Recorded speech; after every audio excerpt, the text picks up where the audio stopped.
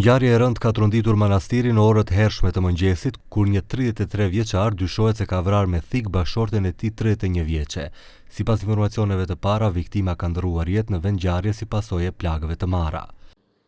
Денеска полициски службеници од секторот за внатрешни работи Битола го лишија од слобода 33 годишниот АР од Битола.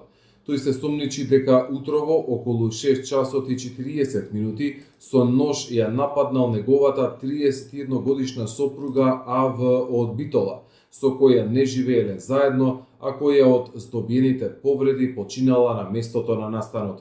Në vendin e ngjarjes ka intervenuar ekipi i ndihmës së shpejtë, ndërsa mjeku kujdestar vetëm ka konstatuar vdekjen e 31 vjeçares. Pas ngjarjes i dyshuari është dërguar në stacion policor dhe po mbahet në ndalim.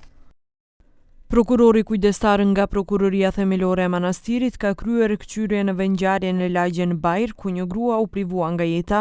Është lëshuar urdhër për obduksion të ndjerës, ndërsa nga vendi i ngjarjes janë marrë gjurmë dhe prova materiale që do të jenë objekt ekspertize.